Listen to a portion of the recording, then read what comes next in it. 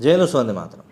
जो भी व्यक्ति राजनीति को करीब से फॉलो करता है वो जानता है कि एक समय पर यूपी में माफियाओं की तूती बोला करती थी, और एक नहीं कई सारे ऐसे बाहुबली माफिया थे जो कि यूपी में सक्रिय थे। अभी कल असद के एनकाउंटर के बाद से कई लोग योगी आदित्यनाथ की सरकार के ऊपर सवाल उठा रहे हैं कि वो मजहब देखकर ये सब करते हैं और फर्जी एनकाउंटर करवाते हैं। लेकिन क्या वाकई में ये बात सही है?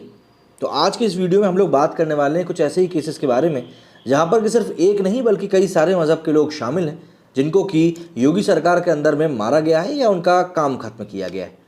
दरअसल उमेश पाल हत्याकांड के बाद विपक्ष ने जब मुख्यमंत्री योगी आदित्यनाथ से कड़ा सवाल पूछा था कि आखिर प्रदेश की कानून व्यवस्था को लेकर आपका क्या कहना है, तब उन्होंने जवाब दिया था। मतलब सीएम योगी ने विधानसभा में कहा था कि माफिया को मिट्टी में मिला दूंगा। हालांकि ये पहला मामला नहीं है जब प्रदेश में कानून व्यवस्था पर सवाल उठे और माफियाओं के हौसले बुलंद हुए, लेकिन आपको इस बात को समझना पड़ेगा कि आज की डेट में उनके खिलाफ जिस प्रकार की सख्त कार्रवाई बोलकर की जा रही है, इसी तौर पर एक उदाहरण पेश करने के लिए काफ़ी। दरअसल पिछले 6 सालों में उत्तर प्रदेश की योगी सरकार के कार्यकाल में दुर्दांत अपराधियों और माफियाओं पर ताबड़तोड़ कार्रवाई हुई। इन सालों में यूपी में 62 माफियाओं और उनके गैंग पर एक्शन लिया गया। एक रिपोर्ट के मुताबिक 406 अपराधियों पर गैंगस्टर एक्ट के तहत कार्रवाई हुई। इनके पास से 1577 करोड़ रुपए से अधिक की संपत्ति जब्त करी गई। वहीं 1098 करोड़ रुपए की संपत्ति ध्वस्त या फिर मुक्त कराई गई। इनमें सबसे ज़्यादा ताज़ा मामला है बाहुबली अतीक अहमद का, जिसके बेटे असद का गुरुवार को एनकाउंटर हुआ। अब देखिए, हरिशंकर तिवारी से अगर हम शुरू करें तो हरिशंकर तिवारी से लेकर मुख्तार अंसारी तक योगी राज में नस्तनाबूद हुए माफियाओं और कानून व्यवस्था की चुनौती देने वालों की कहानी काफ़ी ज़्यादा मशहूर है। शुरुआत करते हैं हम लोग हरिशंकर तिवारी से, जो कि एक सीधी सी बात है ब्राह्मण है, लेकिन यहाँ पर आप देखेंगे कोई भी लेफ्ट वाला आकर नहीं बोलेगा कि भाई योगी जी ने इनको भी ठीक किया था। हरिशंकर तिवारी दरअसल योगी सरकार बनते ही छापेमारी शुरू हुई और पूर्वांचल के माफियाओं की लिस्ट में एक बड़ा नाम रहा हरिशंकर तिवारी का। ये नाम अचानक से चर्चा में तब आया था जब 1985 में चिल्लीपुर विधानसभा सीट से ऐसे इंसान ने जीत हासिल की जो जेल में था। भारतीय राजनीति में ऐसा पहला मामला था जब जेल से किसी इंसान ने जीत हासिल करी। हरिशंकर ने कांग्रेस प्रत्याशी मार्कंडेय नंद को 21,000 से भी ज़्यादा वोटों से हराया था। बात 70 के दशक की, जब समाजवादी पार्टी के नेता जयप्रकाश की क्रांति का असर पूरे देश पर हो रहा था। जेपी मूवमेंट का असर छात्र राजनीति पर पड़ा। उस दौर में हरिशंकर तिवारी गोरखपुर यूनिवर्सिटी के एक बड़े छात्र नेता बनकर उभरे, लेकिन उस समय 2 गैंग बटे हुए थे, ब्राह्मण और ठाकुर। दोनों ही गैंग अपनी बादशाहत को कायम रखने के लिए आए दिन बढ़ जाया करते थे। इन गुटों के मुखिया थे हरिशंकर तिवारी और बलवंत सिंह। दोनों का मकसद गोरखपुर में दबंगाई को कायम रखना और सरकारी ठेकेदारी पर कब्जा करना था। धीरे धीरे हरिशंकर तिवारी की दबंगाई बढ़ने के साथ रेलवे और शराब के ठेके के कारोबार में दबदबा बढ़ने लगा। दबदबे के साथ हत्या के लिए साजिश रचने, किडनैपिंग, रंगदारी वसूलने समेत 26 से ज़्यादा केस दर्ज हुए। योगी आदित्यनाथ ने जिस दिन मुख्यमंत्री पद की शपथ ली, उसी के कुछ दिन बाद से ही असर दिखने लगा। शपथ ग्रहण के कुछ दिन बाद ही पूर्व कैबिनेट मंत्री हरिशंकर तिवारी के घर पर छापेमारी हुई। अक्टूबर 2020 में बेटे और बसपा विधायक विनय शंकर तिवारी और बहू रीता पर सीबीआई ने केस दर्ज किया। बेटे पर बैंक फ्रॉड करने का मामला दर्ज हुआ और कई जगह पर छापेमारी हुई। इसके बाद बारी आती है मुख्तार अंसारी की। कुख्यात नाम विधायक की हत्या समेत कुल 16 मुकदमे दर्ज हुए। माफिया डॉन मुख्तार अंसारी पर हत्या, वसूली, दंगा भड़काने, धोखाधड़ी और जमीन पर कब्जा करने समेत 52 आपराधिक मामले दर्ज हुए। बीबीसी की रिपोर्ट के मुताबिक सुनवाई के दौरान कई मामलों में गवाहों के बयान से पलटने और सरकारी वकील की दमदार पैरवी न होने के कारण इन्हें अदालत ने बरी कर दिया। लेकिन भाजपा विधायक कृष्णानंद राय की हत्या समेत 16 मुकदमे अभी भी इन पर चल रहे हैं। मुख्तार ने 1996 में पहली बार बसपा के टिकट से मऊ विधानसभा से चुनाव लड़ा। इसके बाद लगातार 2002, 2007, 2012 और फिर 17 में मऊ से चुनाव जीता।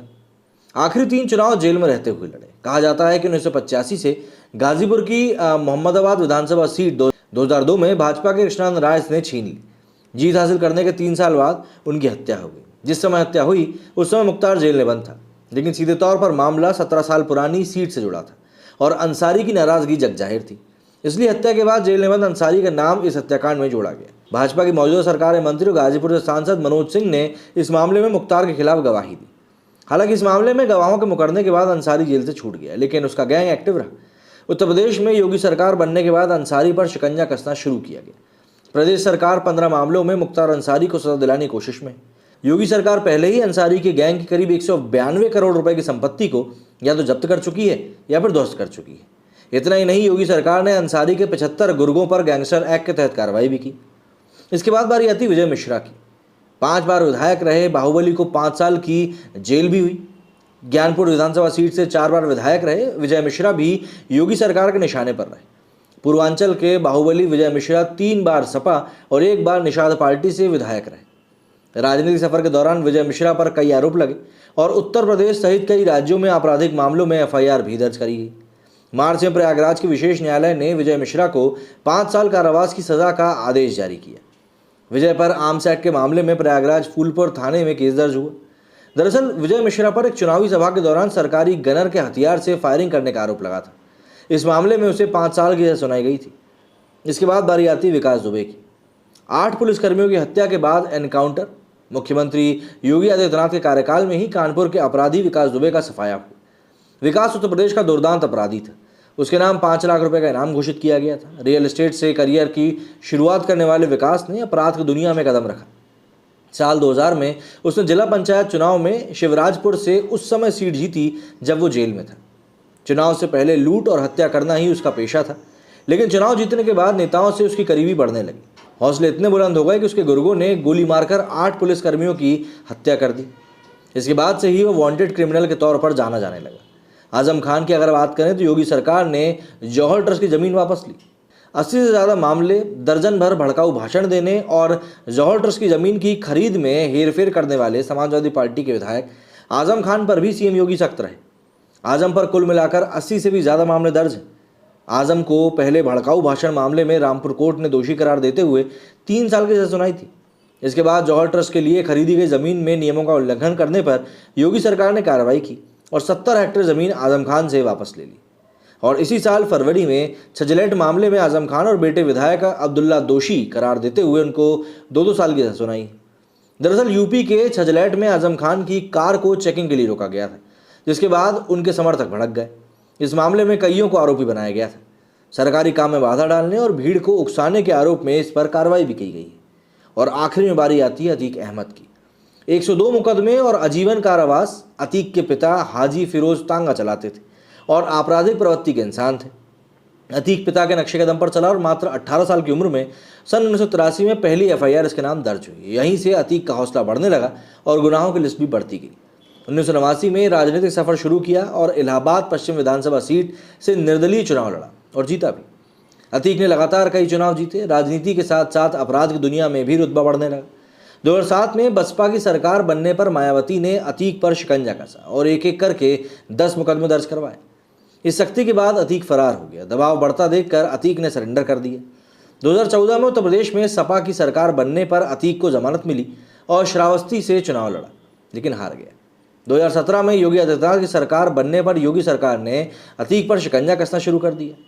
व्यापारी की पिटाई के मामले में सुप्रीम कोर्ट ने अतीक को दूसरे राज्य की जेल में भेजने का आदेश दिया। उसे अहमदाबाद की साबरमती जेल में भेज दिया गया और तब से वो वहीं।